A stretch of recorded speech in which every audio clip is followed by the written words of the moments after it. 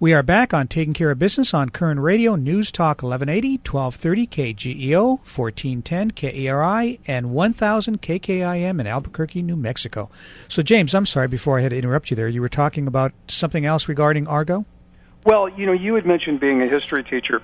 Historical inaccuracy is one of the techniques that's used in Oscar campaigns, which are just like political campaigns, because there's so much at stake: prestige, money.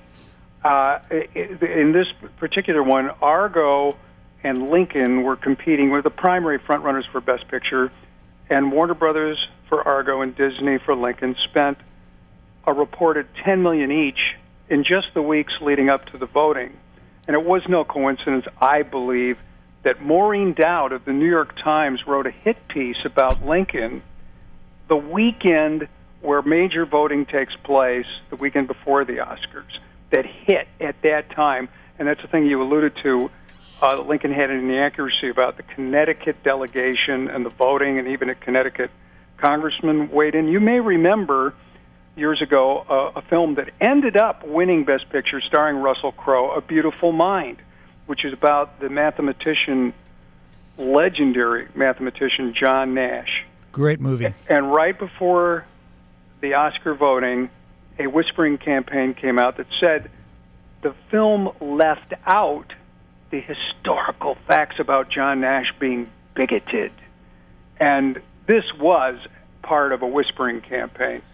Same thing, I mentioned The Color Purple.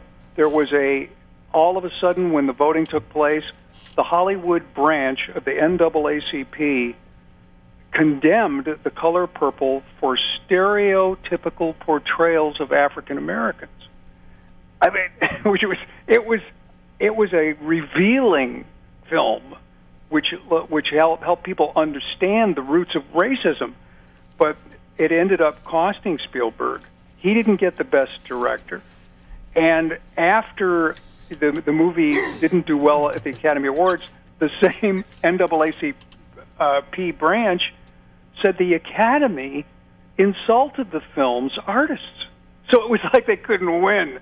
But this type of thing goes on every single Oscar season. Harvey Weinstein may be the best at playing this. He's got a reputation. When he victimized Steven Spielberg's Saving Private Ryan, which was thought to win Best Picture, and a more obscure dark horse, you remember this, the movie Shakespeare in Love, which was Harvey Weinstein's, won, and it was basically due to some screener and gift things that were sent out to the voters at the last minute, and this is before they had all the awards set in. So this is part of a long tradition in Hollywood going after, and they did it with Argo, too. I think even President Carter criticized Argo. New Zealand was mad about Argo didn't talk about the role of New Zealand in the rescue. I think there were some people in Canada that were saying that the Canadians played a greater role. You know, it just goes on and on. But I heard that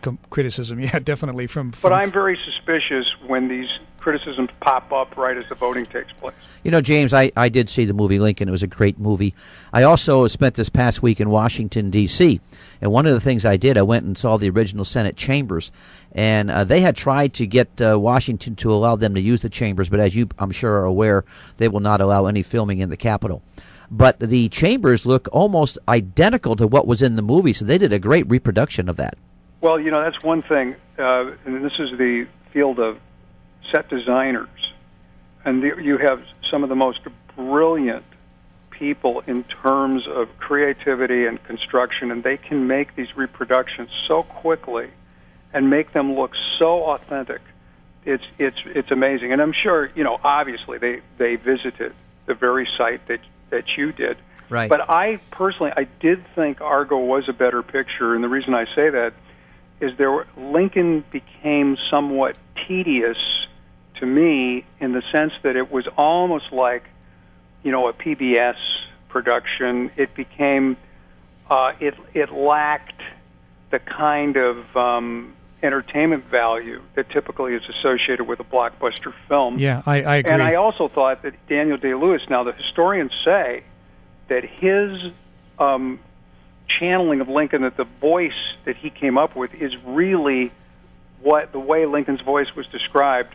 But the problem is that doesn't jibe with the way most people think of Lincoln when they read the Gettysburg Address. They think of somebody with a bit more fullness in their vocal cords than what Daniel Day-Lewis. So and when the totality of the film went by, this is just my take, it was getting grating to hear that voice. And that's probably true to form what it was like to hear a long speech by Abraham Lincoln.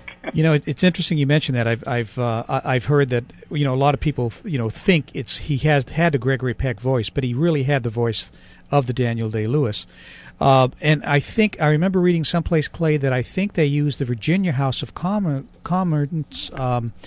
They used Virginia's conference to make that film because it's set up like the one in Washington. Well, wherever they made it, one of the interesting it was perfect. One of the interesting things is that nothing's changed from then till now. Both the Democrats and Republicans still hate each other. Our guest by phone, New York Times best-selling author, Newsmax Hollywood reporter, James Hirsen. James, I got a question for you, a little self-serving here, okay? I've got a class I might be teaching possibly on media influences on American culture. And they had a great question. The relationship between American culture and the entertainment media, the effect on culture. How would you classify the effect that the media has on American values? Oh, I think it is incredibly profound and underestimated. And I say that because I believe that what we have now is a seamless media. In other words, what we used to separate and segregate, if we called the news media, was separate. Journalism was separate from entertainment. It is no longer. We have so many infotainment programs that combine entertainment and news, and we have so many entertainment vehicles that act like journalism, docudramas, documentaries, and they have an agenda.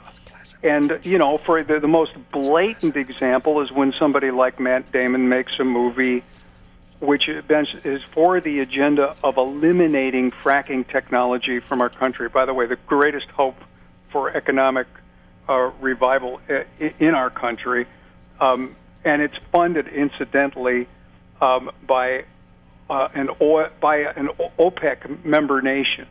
But that being said, if we look at the entertainment media as a whole, and we include in it video games, music, rap, television, cable, streaming imagery, and movies, it is perhaps more powerful when you look at that whole. And dictators have always known that. That's why Joseph Stalin sent emissaries to Hollywood. That's why he tried to kill John Wayne.